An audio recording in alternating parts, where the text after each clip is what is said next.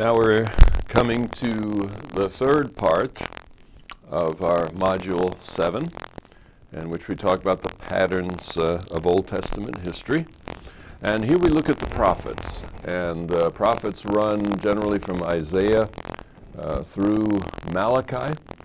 And they cover a period that coheres to a large degree with the monarchy, but in many ways is between Exodus and exile. This is number 7, letter C of our course, exile and return. Now, between the Exodus and the exile, there are a number of minor events that in many ways remind us of the Exodus story. In Judges, this happened many, many times, as you remember, more than a dozen times in the book of Judges. You had many reenactments of the Exodus, of times when Israel was unfaithful, when God allowed enemies to oppress them. The Egypt situation was restored, but then when they cry out to God, God sends a judge like Moses, and that judge revisits the people and brings them back to God and so forth. This has happened a lot in the book of Judges, the experiences of Saul with the Philistines, Rehoboam with the Egyptians, Israel, northern Israel with Syria and Assyria, and Judah with Israel, Moab, Ammon, Assyria, Babylon, many different enemies there. So you see in the experience of the Israelite nation with surrounding nations, you have a reenactment in many ways of the Exodus story over and over again. Repeatedly, God is faithful to his covenant, but the people are unfaithful. And you say, how can God be faithful to the covenant when he lets bad things happen to his people? Well, that's the interesting piece. God is being faithful according to the covenant, regardless of which way he's acting, because he's acting in harmony with the covenant. And we'll see more about that when we get to Module 9. So, in the covenant it says, if you behave this way, here are the consequences. If you behave that way, here are the consequences. If Israel disobeyed God, and yet God intervened to save them, he would in a sense be acting out of character. That the covenant itself spells out how God is going to respond to each situation. And God is consistent in how he responds. When Israel is faithful, the response is a positive one. When Israel is unfaithful, the response is negative but predictable. So over and over, God is faithful to his covenant, whether he's blessing his people or cursing his people. And the people are pretty consistently unfaithful. So you have this pattern in the Old Testament, faithfulness and unfaithfulness, God in relation to his people. Now, as you enter into the prophets, and one thing we're going to do is we'll look at the prophets in a sort of chronological order. You have prophets that come before the exile, and then you have prophets that are during the exile, and then you have prophets that are after the exile. So these minor prophets and major prophets are kind of lined up in that way. Before the exile, you have prophets like Isaiah, and to some degree Jeremiah, Hosea, Amos, Obadiah, probably Joel. So you have a number of these prophets are before the exile. Then during the exile, you have Ezekiel, Daniel, in particular. Part of Jeremiah certainly is during the exile. And then after the exile, you have Malachi, you have Zechariah, you have Haggai. These are the post-exilic prophets. But what is clear throughout this period is that the focus is on the exile above all else. The exile looms over everything in the prophets. The pre-exilic prophets, like Hosea and Amos, they are prophesying what will happen when the exile comes. Those who are in it, like Daniel and Ezekiel, are talking about where God is at within the exile. And then the post-exilic prophets kind of look back and reflect on what has occurred, and they ponder the implications for that time and place. You see, under David and Solomon and Saul, particularly David and Solomon, Israel was united in a single nation. Israel actually became fairly powerful, fairly prosperous. Under David and Solomon, it extended its borders to the very edge of Egypt and Assyria. So Israel conquered many surrounding nations, was quite a powerful nation. Now, historically, because Egypt and Assyria, Babylon are much bigger entities, Egypt and Assyria, Babylon are much bigger entities than Israel, it's natural that they would be superpowers and that they would normally dominate the scene. But there were a couple of times when Egypt and Assyria were weaker than usual. And during those times, Israel had the opportunity to gain a little bit of free space and actually expand their borders at times. One of these was under David and Solomon, and another was under the time of Hezekiah and Uzzah in the south, and Jeroboam II in the north. And perhaps going back all the way to Ahab, there was a period of relative prosperity and relative military and political success. So Israel is kind of a buffer state between superpowers, and thus is always trying to navigate its way in that kind of political situation. Now, since the main focus of the prophets is the exile to Babylon, what language do they use to describe the exile to Babylon? And the reality is that language is the language of the Exodus. The Exodus is the model for what God will do when Babylon comes along. The exile to Babylon reminds of the slavery in Egypt. The return from Babylon reminds of the Exodus story. And so in these prophets, the exile to Babylon is consistently being described in the language of the Exodus.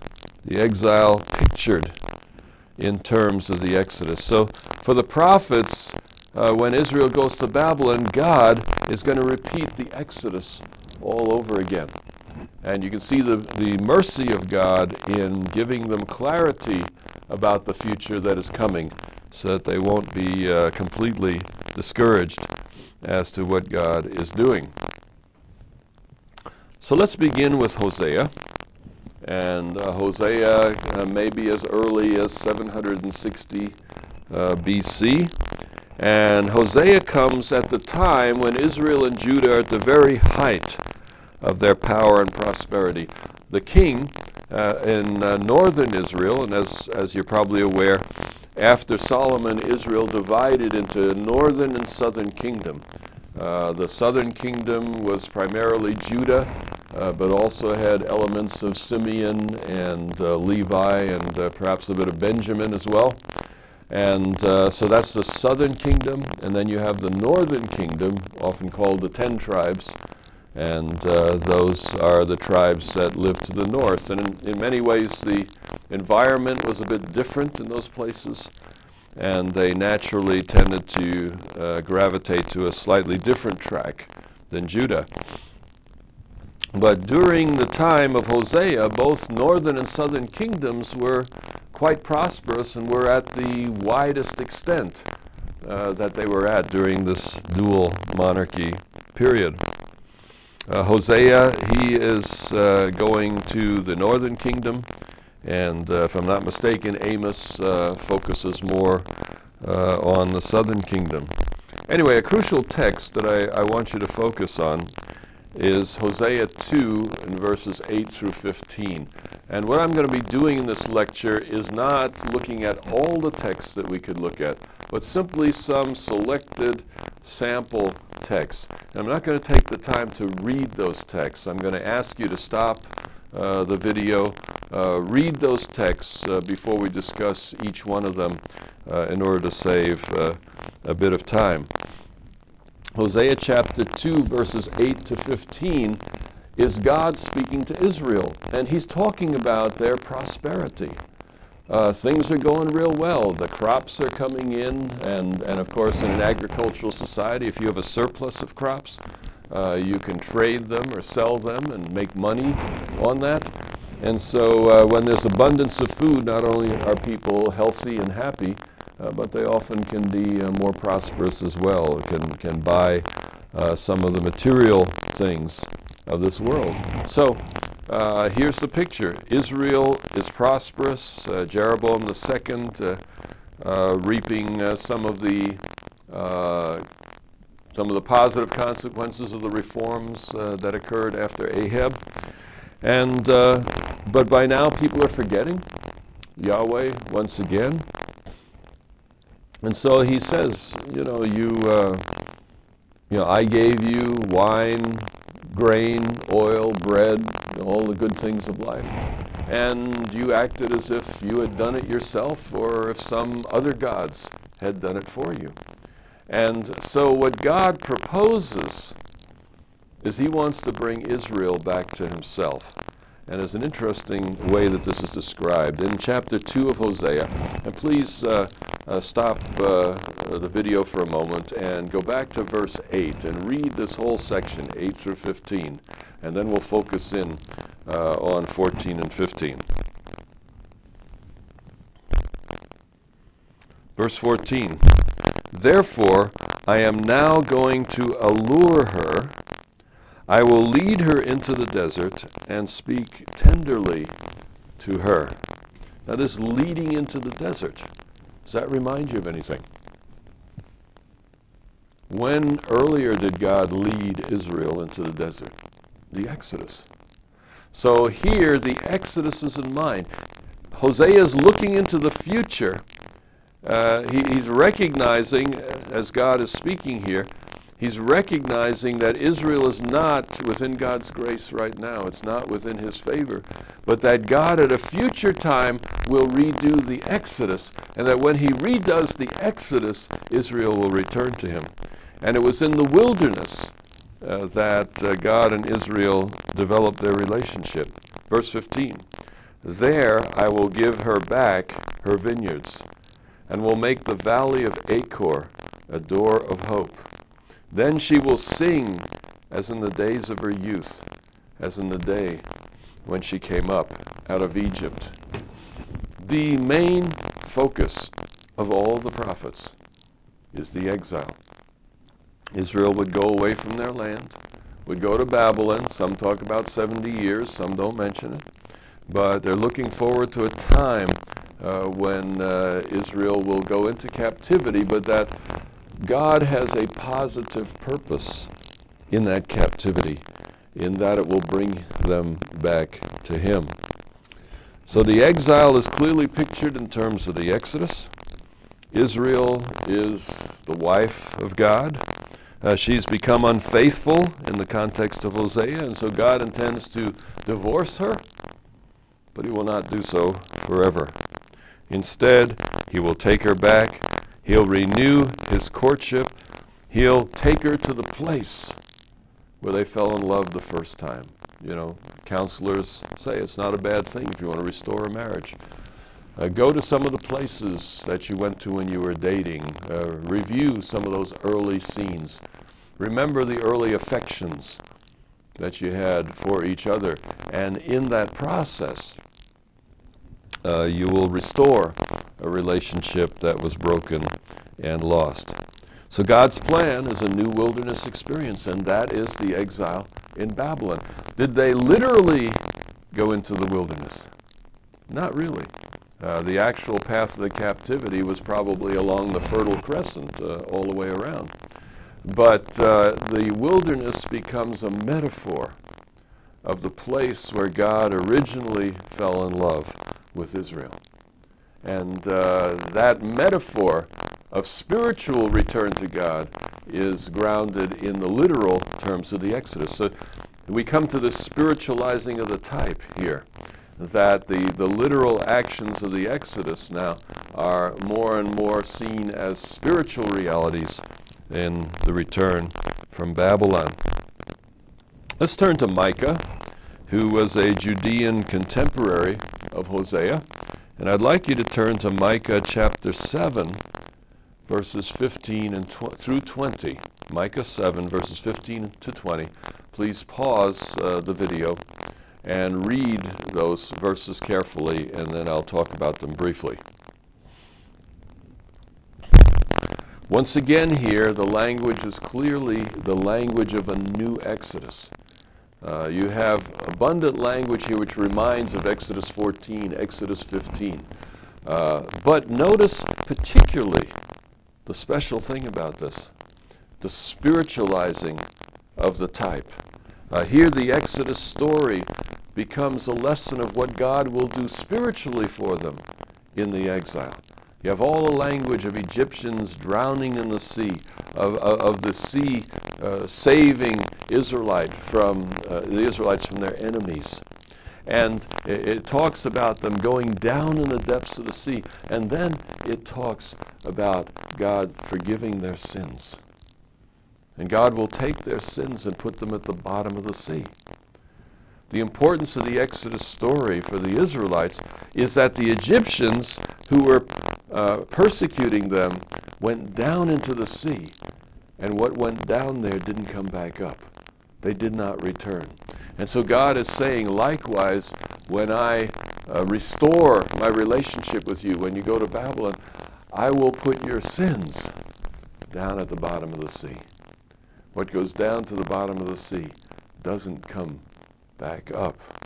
And so God takes the Exodus story, applies it to the exile, but now applies it in a spiritual context, a recognition that the primary purpose of the Exodus is not simply the literal return of Israel, but a restoration of God's covenant relationship with Israel. We'll turn now to Isaiah, one of the so-called major prophets because of the length of his writings. And in Isaiah chapter 11, verses 15 to 16. And I think I'll read that with you because that is so significant to our theme here. Isaiah chapter 11 and verses 15 and 16. Encourage you to look along. Isaiah 11, 15 and 16. The Lord will dry up the gulf of the Egyptian sea. With a scorching wind he will sweep his hand over the Euphrates River. What's happening here? You have here, first of all, a drying up of the Egyptian sea. That's the Exodus story. The Red Sea dried up so that the Israelites could walk across. That's using the very specific Hebrew language of that earlier event. So the Lord, with a scorching wind, he'll sweep his hand over the Euphrates River. Wait a minute. What's the Euphrates River got to do with this? I thought we were in the Egyptian Sea. Well, it's the language of the Exodus. The language of the Egyptian Sea. That's a model for what God will do in Babylon, where the waters are not the Red Sea, but are the Euphrates River. And the importance here is not simply some kind of literal back and forth, but what God is saying is, look, when the exile to Babylon comes, I will work for you in the way that I worked for Israel back in the time of the Exodus. Notice verse 16. With a scorching wind he'll sweep his hand over the Euphrates River. He will break it up into 7 streams so that men can cross over in sandals. There will be a highway for the remnant of his people that is left from Assyria, as there was for Israel when they came up out of Egypt. So here you see in explicit terms the parallel and the contrast, that the exile to Babylon and the return is modeled on the Exodus. But at the same time, there are differences. In the Exodus story, a literal wind blew across the sea, dried up the sea, created an opening for God's people to cross. Did that happen in Babylon? Not exactly. There is no wind actually described, but rather Cyrus and his engineers diverted the river Euphrates, thereby drying it up, allowing Cyrus's army to march through the gates of the city to the dry riverbed. So the details of the fulfillment are not identical to the Exodus. But do you remember back in the first lecture of this module, what did we discover? God is consistent. There's going to be a pattern. In each case, you have some water involved. In each case, there's a drying up. In each case, somebody is marching across that dry, watery bed. But there's also differences. The drying up of the river Euphrates doesn't allow the Israelites to cross. After all, they can cross on the bridges. They just don't have permission to cross. But the drying up of the river and the dry seabed allows their deliverance. So the Exodus is the model. But if you remember that God is not predictable and that He's also creative, you don't take the model and assume you fully understand the outcome on the basis of the model. God is not that literal. God is not that wooden-headed that He goes from the one and says, okay, I'm going to do this exactly all over again. It's going to be identical. There's going to be no difference between the two. No, God responds in each situation creatively and unpredictably, even though there is clearly a pattern. So in Isaiah 4, verses 2 to 6, I would encourage you to take a moment to read that text and then come back to the video. And in Isaiah chapter 4, we see abundant references to the Exodus, particularly the cloud, the pillar of cloud by day and by night. Pillar of cloud, pillar of fire, and so forth. You see abundant references to that here in Isaiah 4. So Isaiah 4 is talking about God's restoration after the exile, but he's using the language of the Exodus. There's no biblical text that tells us that there was a similar cloud of, by day or fire by night. Nothing exactly like the Exodus seems to have occurred in Babylon. At least we don't know of it from Scripture. But what is clear again is the Exodus becomes the pattern for the exile. God uses the language of the Exodus to predict the future, to show the Israelites where things are going in the future. And when you're using the past as a pattern for the future, not every detail of the pattern is likely to be fulfilled. Another text I'd like you to look at, Isaiah 43, verses 16 to 19. And I'd appreciate if you read that text before you listen to the following. In Isaiah 43, it's very, very interesting because in verses 16 and 17, you clearly have the Exodus model again. You look at that language, it sounds just like Exodus 15. But while the Exodus provides the model, verses 18 and 19 tell us that the exile itself will be a new thing. God will do a new thing.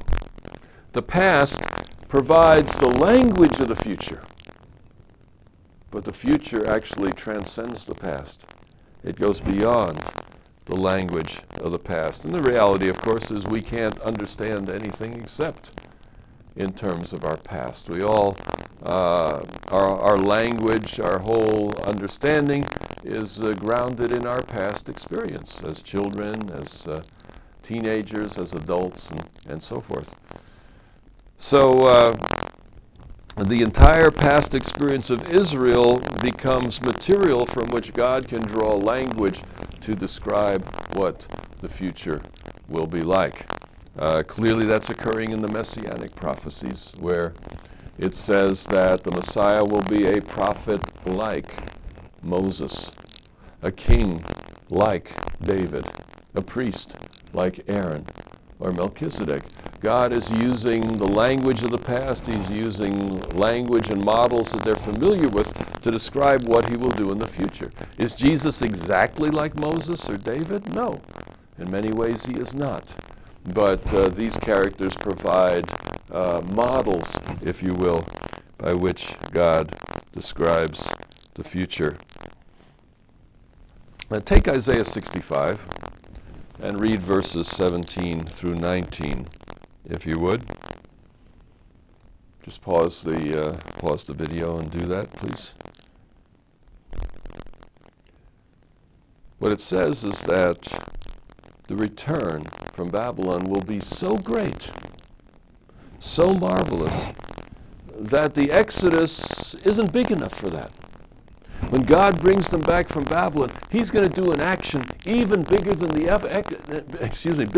Exodus. And if it's bigger than the Exodus, then he's got to go all the way back to creation to find language that is in any way adequate to portray what is taking place in the return from exile in Babylon. So Isaiah looks forward to what God is going to do with his people at the return from Babylon, but he does so with superlative language and says this will be a new creation. God's going to start all over and he's going to do amazing things. Now you might ask yourself the question, we see in the prophets this idea of a pattern between past and future. God using the language of the past to describe the future. God sort of meeting each person in their own historical context. And some people would say, well, that probably works for the classical prophets. I imagine that works for Isaiah and Jeremiah and Hosea and so forth. But what about apocalyptic? I mean, apocalyptic seems like a completely different kind of thing. In apocalyptic, God seems to choose symbols that aren't always historical, that aren't always reality. I mean, when have you last seen an animal with 7 heads and 10 horns? If you've seen any lately, you've probably been drinking. But the reality is such creatures don't exist except in the human imagination. And apocalyptic often draws on that human imagination. However, apocalyptic also has a sense of building on the past. And I think of Daniel 7. In Daniel 2, God gives Nebuchadnezzar a vision of the future. And he describes that future in terms of an idol. Here's this idol with different colored metals. And through that, Nebuchadnezzar sees a pattern of what God will do in the future. Well, when God comes to Daniel in chapter 7, he gives the same essential content. Once again, there's 4 kingdoms followed by the kingdom of God. But in Daniel 7, it's all about creation. Take a look at Daniel 7. Just pause the video and look at Daniel 7, verses 2 and 3, and verses 13 and 14, I would suggest. And then we'll talk about it for a bit. What you see in the background of Daniel 7 is God meeting Daniel where he is. Just as he met Nebuchadnezzar where he was, showed him the future in the form of an idol, God shows Daniel the future in the form of creation. You have a stormy sea, you have the wind blowing over the waters, just as occurred in Genesis 1, verse 2. And then after the wind appears, you have animals appearing, just as in the original creation. And then in verse 13 and 14, you have a son of man, a human figure, who has dominion over the nations. Now, if the animals of Daniel 7 represent the nations, then who is this son of man who has dominion over the nations? That would be Adam. In other words, the Daniel 7 story is the story of a new Adam, the story of a new creation, in which God will restore the dominion that the human race had lost. So in Daniel chapter 7, we are not simply dealing with apocalyptic imagination, but we're also dealing with a serious and significant look at history. The message to Daniel is that your people are being oppressed by these wicked nations. However, when my Son of Man comes, he will have dominion over these nations just as Adam had dominion over the animals in the Garden of Eden. Can you see the expansion of the original parallel, the spiritualization, if you wish, of the type? The animals become a metaphor of the nations. And just as Adam controlled the animals in the Garden of Eden, so God is controlling the affairs of the nations. So as the prophets, the pre-exilic prophets, look forward to the exile and the return, they see a great, mighty act of God. It's an act as big as the Exodus. In fact, it's bigger than the Exodus. It is totally huge. It's amazing, and they will marvel at what God will do. But then comes the reality. After the exile, you see what actually happened. It's quite a disappointment. Instead of millions returning, you have about 50,000. Instead of miracles and grand things like the Exodus, pillar of fire and parting the sea and walking across on dry land and water flowing from the rock and manna falling from heaven and so on. I mean, it's one miracle after another in the Exodus. When the return from exile comes, none of that. Just a lot of hard work. Got to build the houses, got to build a temple, got to build a city, and there's enemies and there's opposition all the way through, there's persecution. So the promise and the reality, as you draw to the close, they're rather disappointing, discouraging. And it becomes increasingly clear as we draw to the close of the Old Testament, and now listen to me very carefully. It becomes increasingly clear that the greatest and the mightiest act of God is still future. The greatest Exodus is still future. The Old Testament doesn't end with a bang, it ends with a whimper. It's incomplete. If Haggai and Zechariah are the fulfillment, then it's a great disappointment. Take a moment right now and look at Haggai chapter 2. It's a small book right toward the end of the Old Testament. Haggai chapter 2 and verses 1 to 9. Just read that for a moment and then I'll continue. So when you've read that section, you realize that they're really disappointed. They were expecting a new temple to be enormous, to be spectacular. Ezekiel, after all, had prophesied just such a gigantic temple. But then, here they are looking at the actual temple, and it's just like a miserable shack compared to their expectations. They are disappointed. They say, could this possibly be what the prophets were talking about? And the answer of the Lord through Haggai is yes, this is what I said was going to happen. This is the fulfillment that I asked you to look for. In other words, sometimes the fulfillments of God within history are a disappointment. They don't seem to quite live up to the language that the prophets used to express it. But we get some understanding of this when we remember the principle of spiritualization of the type. That the further you get along in the Bible, the more spiritualization takes place. And you see a literal historical event, and then in the fulfillment you see something less visible, less political, less national, and much more spiritual. Haggai 2. How will this latter house be greater than the former one? Because Yahweh himself will visit that house. in the person of Jesus, when the desire of all nations will come, then the latter house will be greater. It won't be greater in style than Solomon's temple. It won't be greater in size necessarily. It won't be greater in any of the ways that human beings count greatness.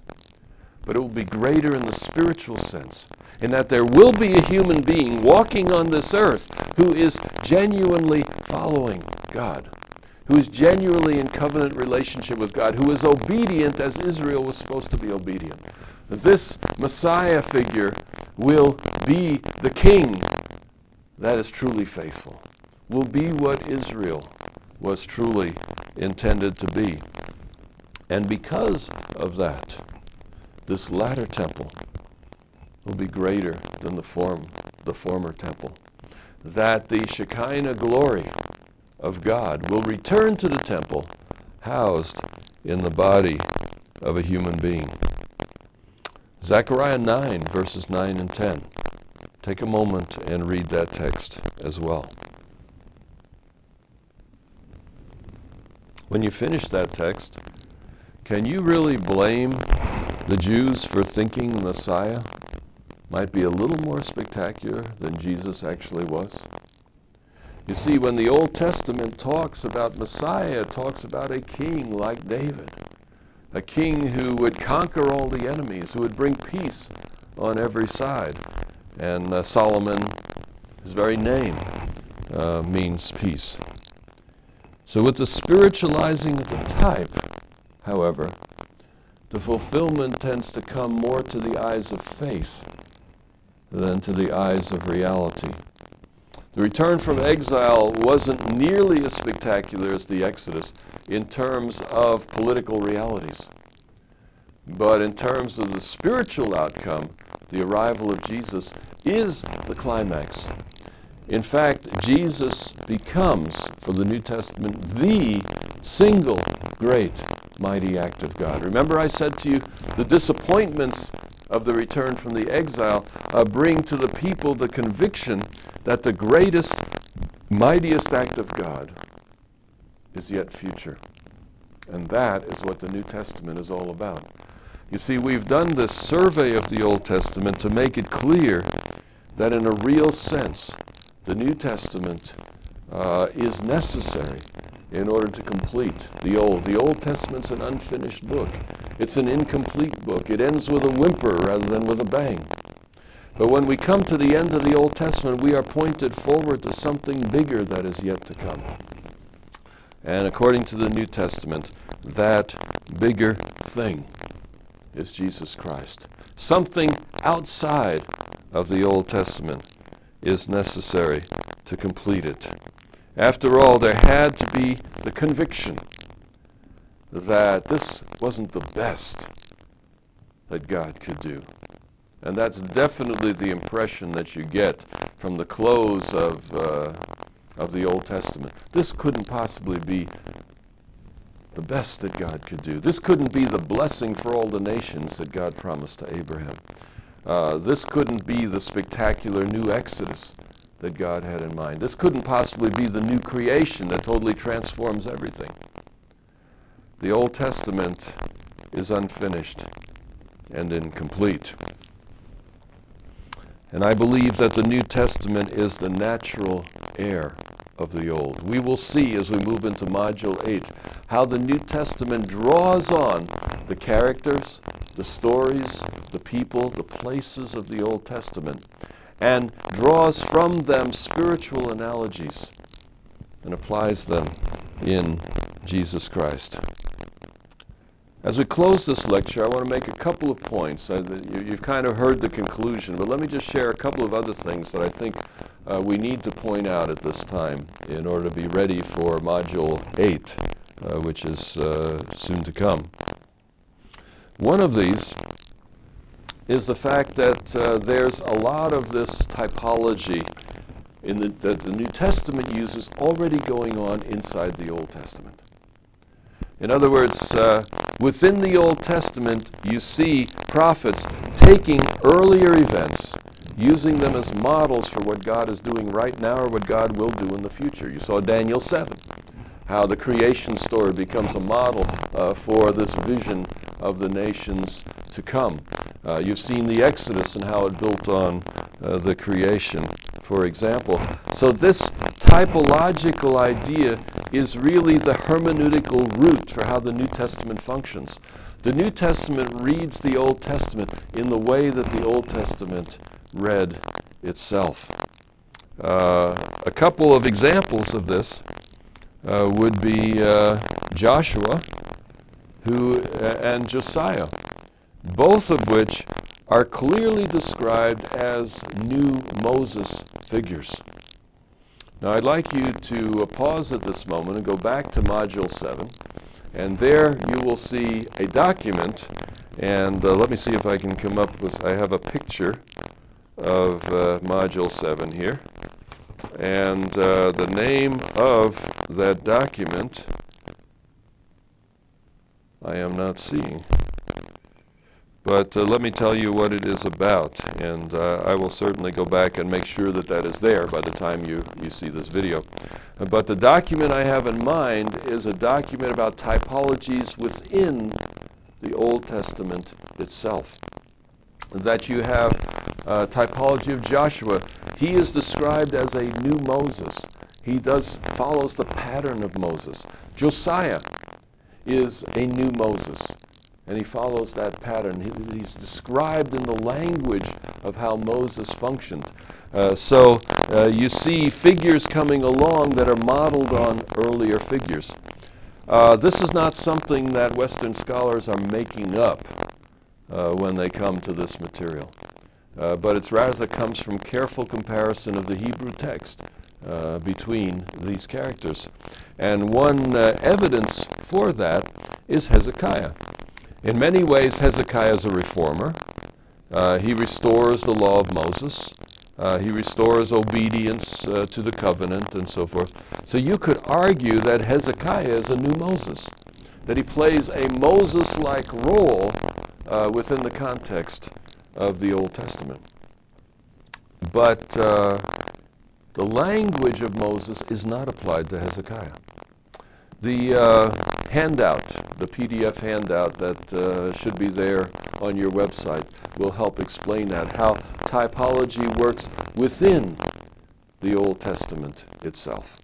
So if you take a look at that document, that will help prepare you for module number 8.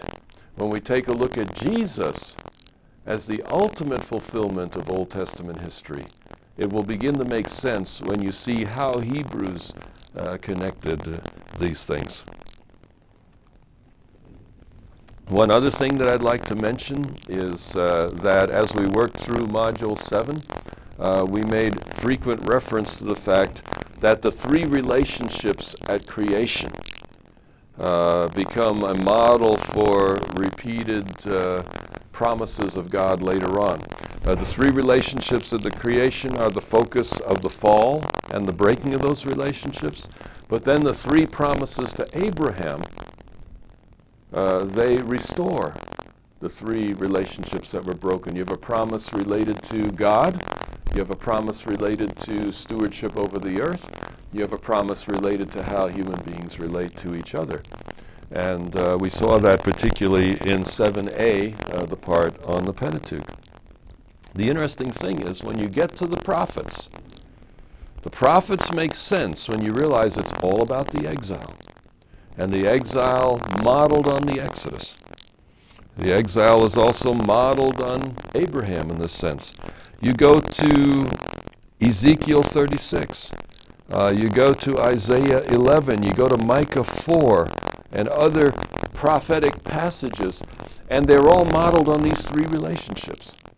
Ezekiel 36, verses 22 to 38, and you probably should pause the video and read that before you hear what follows. But in Ezekiel 36, verses 27 to 29 and verse 31, God talks about the new heart that he will give to the Israelites at the return from Babylon. He will restore his relationship with them, the covenant relationship, the blessing. But then he also talks in verse 24 and 33 about gathering the people from all the places that they have come. In other words, that multitude, that nation, that the children of Abraham are going to be gathered back together and be together once again. And then in verses 22 and 29 and 30, there's an emphasis on the land of Canaan. He will return them to their land. So he will restore the land, he'll restore the nation and the kingship, and he will restore a relationship with God. That's the three promises to Abraham. That's the three relationships of creation. You see this over and over again in the prophets. So if you want to make sense of the prophets, you keep in mind the Exodus is always in view, that, the exile, that it's modeled on the Exodus and on creation. So that's where understanding the language can be helpful. And keep in mind that the focus is on a restoration of the three relationships that go all the way back to Eden. So there's a consistency throughout the Old Testament. And as I said, if you look at Micah 4, 1 to 8, or Isaiah 11, 1 to 16, you will see these three once again. And you'll see them over and over as you go all the way through the Old Testament. Well, this brings to a conclusion the lectures for Module 7. You'll be relieved to know that. It brings to a conclusion our look at the patterns of Old Testament history. And now we come for what many students in the past have felt is the climax of this course, and that is Module number 8. And in Module number 8, we will focus in particular on how Jesus is the fulfillment of the whole life and history of the Old Testament. So we'll see you again when you're ready for that.